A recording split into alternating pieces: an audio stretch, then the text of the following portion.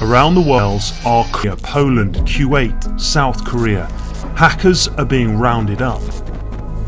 Online too, Western intelligence services are hacking back, taking criminals offline, and even retrieving some of their stolen riches. But there's one place where hackers are not being arrested.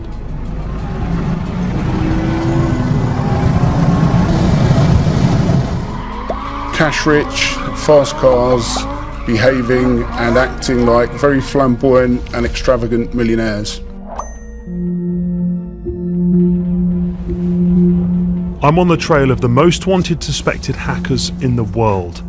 The US alleged the gang are hacking money from private bank accounts and launching ransomware attacks which have cost more than $100 million.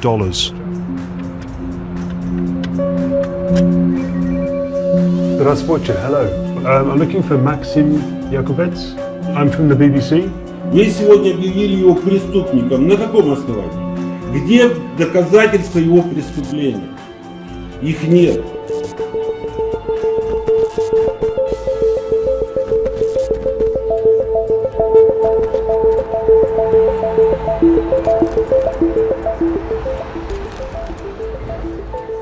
More Russians have been sanctioned and indicted for hacking than any other country. 27 Russians appear on the US Cyber Most Wanted list. If they leave the country, they'll probably be arrested. But here in Russia, they're safe. Most of these men are said to have links to or work directly for the intelligence services. But there are some who are accused of being flat-out cyber criminals, and instead of hiding here, they're living large, extravagant lifestyles. We're here to try and find them and talk to them. And we want to know whether this increasing Western tactic of naming and shaming hackers is having an impact.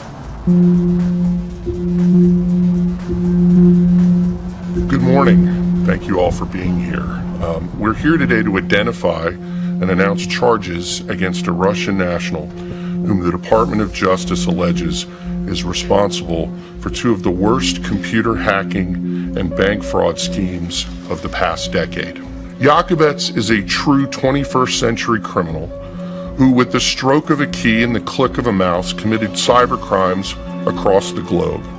He's earned his place on the FBI's list of the world's most wanted cyber criminals. With a $5 million bounty for his arrest, Maxim Yakubets is the most wanted alleged hacker in the world. US and UK authorities say his hacker gang, Evil Corps, have stolen or extorted more than $100 million from victims around the world. Companies, charities, even schools have been attacked.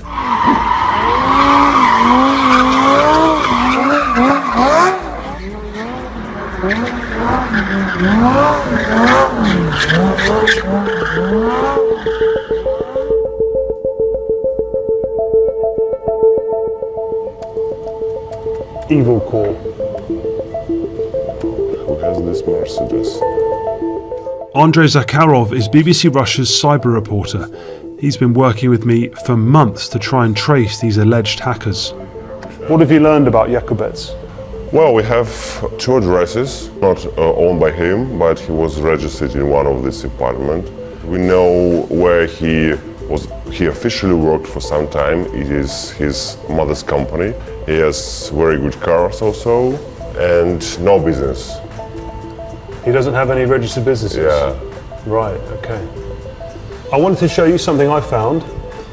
This is his wedding video. So this is the wedding venue. They got married at a golf course. Yeah. Yeah, I see. So this was here. So all of that there, just on the grass. Yes. The golf course where the wedding took place is about 2 hours drive outside of Moscow. Staff were happy to show us around, but didn't want to go into specifics about Yakubets' big day. Во-первых, наверное, это какая-то модная и нестандартная тенденция. Плюс это масштабы, это природа, это чистый воздух. В 300 гектар земли у нас 150 гектар занимают гольф-поля. Номер для молодоженов, номер Грот Вечер, скажем, нашей фишкой, нашим каким-то эксклюзивным номером.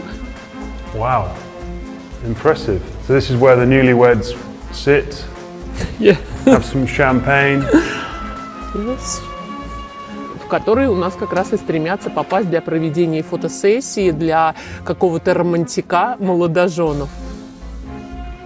Это, конечно, есть определенный ценник, да, ниже которого мы не можем упасть, есть определенные там рамки, но, в общем-то, это, скажем, доступно для тех, кто действительно хочет сыграть шикарную, красивую свадьбу. This wedding is probably the most famous wedding in the history of cybersecurity. People have pored over that video since it was posted online, and it feels strange being here where it actually took place. A lot of people, including the newspapers, said that wedding probably cost about $250,000. But I've just discovered it could have cost at least $500,000, and that's just to have it here. We don't know how the wedding was paid for, but if the money did come from Jakubets, it gives us an insight into how some of his alleged stolen riches are being spent here in Russia.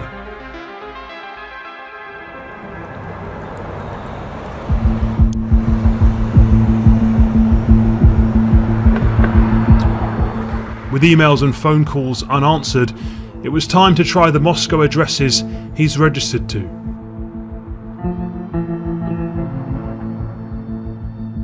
Ah, here it is. There we go.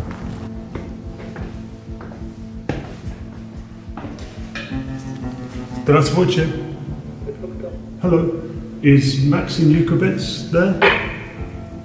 No. As soon as I said Okay. Maxim Jakubets, she hung up. I think he. Go on. I think good. All right.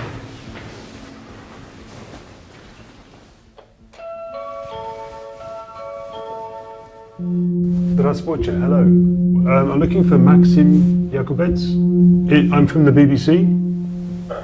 Но нету здесь Максима Якубца вообще. Здесь его нет, наверное, лет 15. А как с ним можно связаться? Мы не можем никак с ним связаться. Сейчас, секундочку. Вы сегодня объявили его преступником. На каком основании? Где доказательства его преступления? Их нет. Maxim's father tells us that the $5 million US reward for his son's arrest has led them to live in fear of attack from criminals looking to cash in. How do you think your son has become so rich? А кто сказал, что он богат? Lamborghini. Да, все это берется в аренду. Ну, во-первых, мы уже... How did he afford the $600,000 wedding? В клубе. Сколько? Во-первых, это слегонца преувеличено. It's too much. Документ! Okay. Документ посмотреть. I haven't got the Это document. на период преувеличено. So you're telling me that your son is not a criminal and he's not rich? Он он выше среднего, потому что он зарабатывает денег. У меня есть работа. Мы можем себе что-то позволить. А когда вы говорите Lamborghini, пожалуйста, предоставьте документ, где написано, что он принадлежит Якубец Максиму. What is his line of work? А кем What работает does he ваш do? сын тогда? Чем он занимается? Что нет? А зачем это я вам буду рассказывать, чтобы вы говорили, и дальше его еще и по другой профессии What преследовать? the use of telling it? Because if you Есть моя частная жизнь. Is that Maxim? Ну, мама. You seem very upset by the US and the UK's accusations. Меня это огорчает, к сожалению. Меня огорчает, потому что я считал Америку большой страной. Она превратилась в очень плохую страну. Страна, которая не отвечает за свои действия и за свои слова. И не ищет истину, а ищет виноватых в том или ином деянии. Крайнего. We asked if we could speak to Maxim, but his father claims he doesn't have any contact with him. К сожалению. Спасибо большое вам. Спасибо. До свидания. How was that? Wow.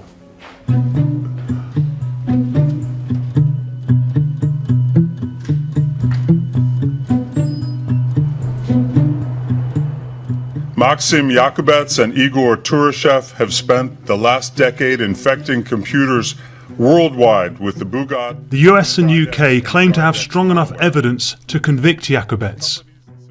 It includes direct testimony from former gang members, cyber forensics data, and even communications from Yakubets' personal email and Skype account.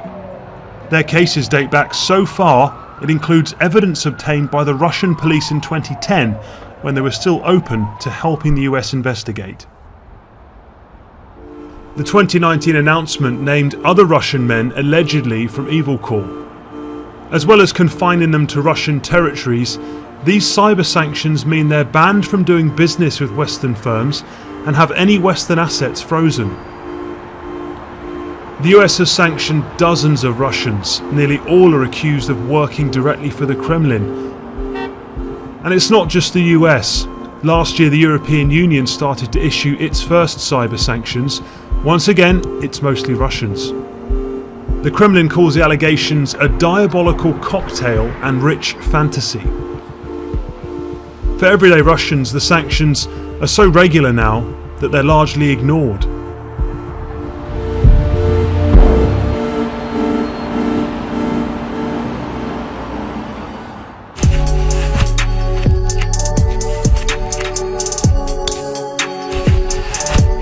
But for cybersecurity professionals in Russia, they provoke anger. Alexandra Antipina is a professional ethical, or white hat, hacker. When she's not at a computer, her second love is motorbikes.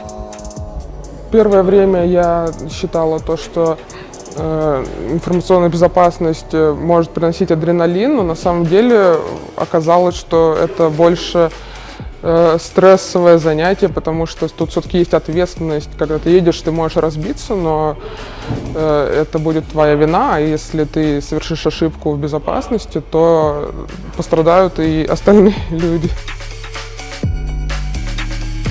Like many hackers I've met, Alexandra says she first got into it through playing games.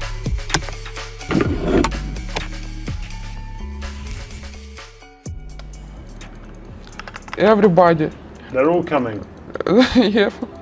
Now's our time to attack. Если мне хочется сказать white hat hacker про себя, то я не скажу так, потому что слово хакер это уже очень негативное для нас слово. Это, в частности для меня, то есть это какая-то ассоциация с какими-то преступниками, поэтому, конечно. How do you feel about the stereotype of the Russian hacker? Конечно, это обидно. Почему нету каких-то других хакеров из других стран? Почему именно из нашей? Меня окружают специалисты по безопасности, люди с образованием, люди, которые занимаются полезным делом. The highly anticipated summit between US President Joe Biden and his Russian counterpart Vladimir Putin is getting underway in Geneva. Cybercrime was a major talking point at Biden and Putin's Geneva summit. President Biden brought up the recent ransomware attack on an oil pipeline that caused fuel shortages in the US. Responsible countries need to take action against criminals who conduct ransomware activities on their territory. The talks have yet to bear significant fruit. Lilia Yaparova is an investigative reporter for an independent Russian news site. Maxim Yakubets, he's basically son-in-law of a powerful ex-FSB officer. The FSB started recruiting Maxim Yakubets. And how did you know that then? And we know that from actually from the documents of the American government. Maxim Yakubets and all his guys from the Evil Corp hacking group were announced like enemies of the state. One of my sources, ex-FSB officer, told me that he personally tried to enlist Yakubets. It's actually usual practice in Russia. It's more valuable for the FSB to enlist hackers in Russia than to put them in jail. The lifestyle of Yakubets' alleged right-hand man is another telling sign that Russia is unwilling to act on US accusations. Igor Turashev, also known as Enki or Nintutu, is a close associate of Yakubek's and serves as the system administrator. We found businesses run by Turashev in a prestigious building in Moscow's financial district. So this is where 3 businesses are registered. The building receptionist said there were no active internal lines for the offices, so she found a mobile number for Turashev's company.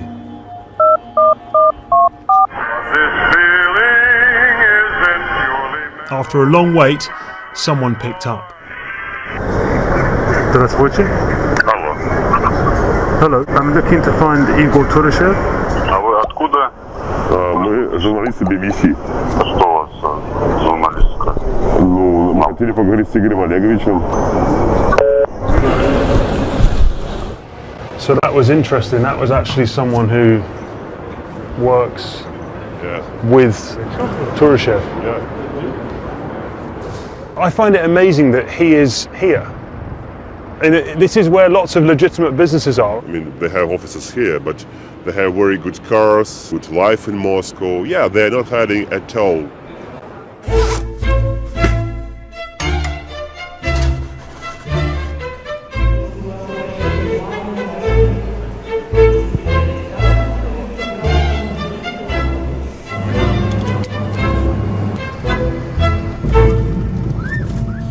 We travelled 700 kilometres east to Turashev's childhood town of Yoshkar-Ola to track him down. Local reporter Dmitry Lyubov covered the story when Turashev was accused of being a major international cybercriminal.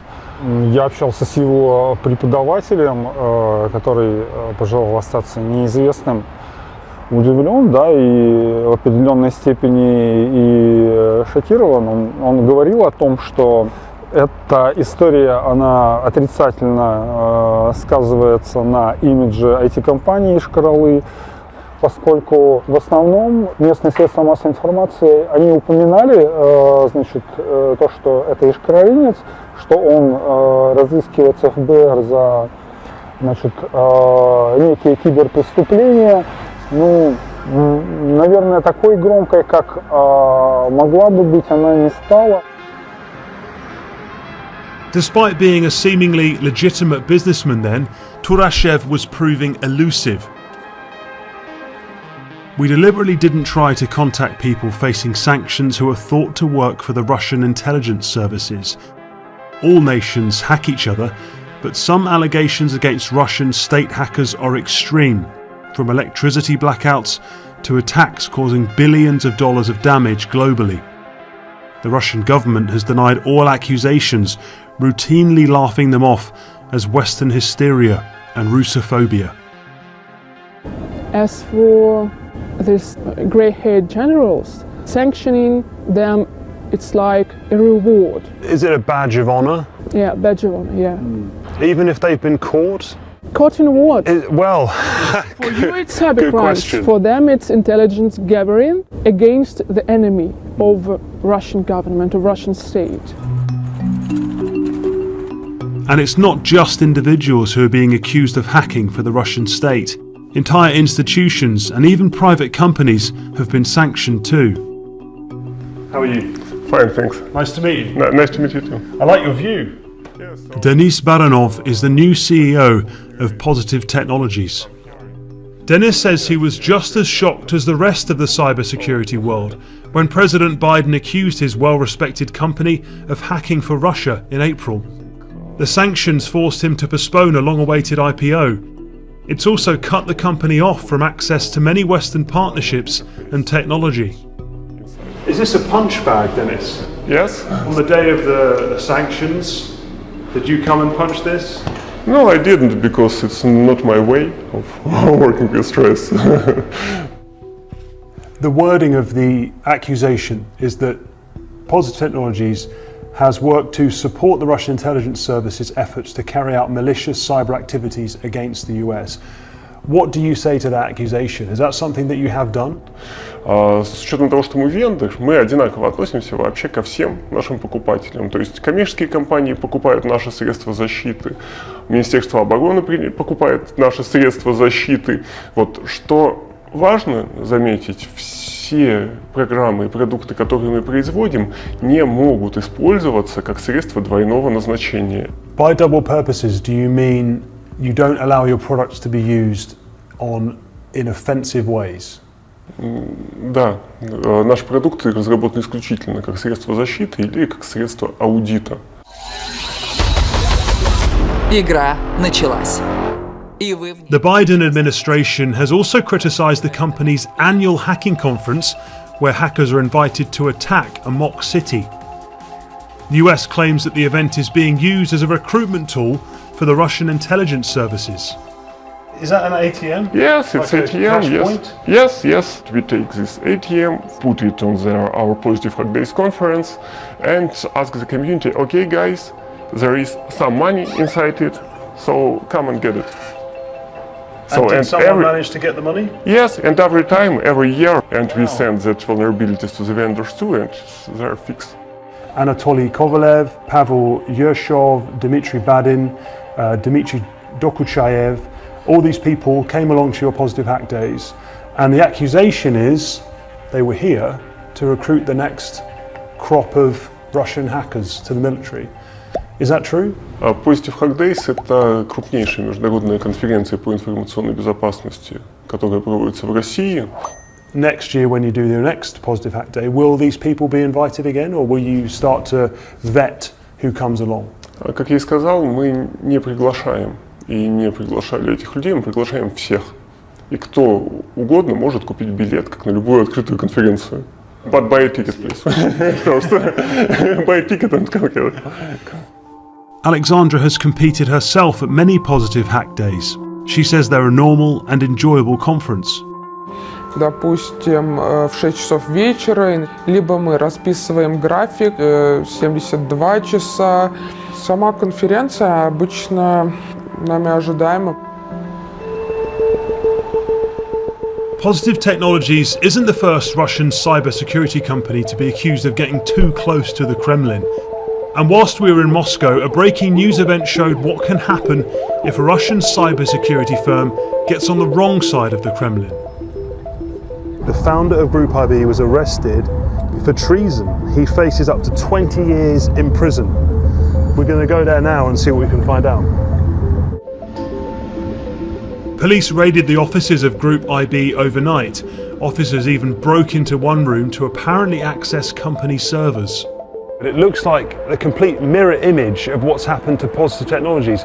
They are being accused by the West of working for the Russian government in hacking, and now it seems like Group IB are being accused by the Russian government of working for the West.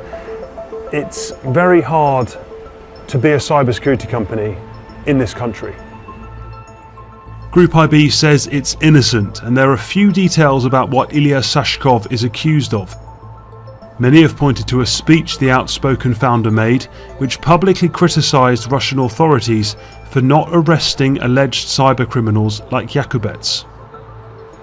Когда весь мир говорит о том, что господин Максим Якубец, хакер, который в Москве рассекает на Ламборджини с номерами вор, ни один российский государственный орган, ни полиция, ни Федеральная служба безопасности, ни МИД просто на это никак не отвечают.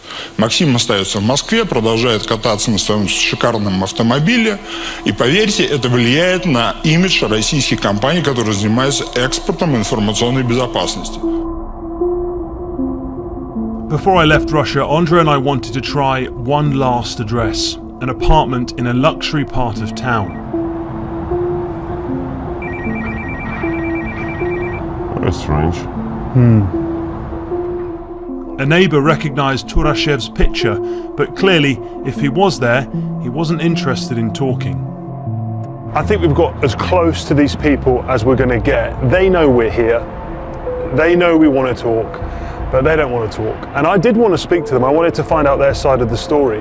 And it's been a strange process. It's been almost uncomfortable and intrusive. We've been going to their houses, to their businesses. But I have to remind myself that this is what they've been doing, allegedly. For years, they've been breaking into the private networks and computers of companies and individuals, and that's how they've allegedly made their fortunes.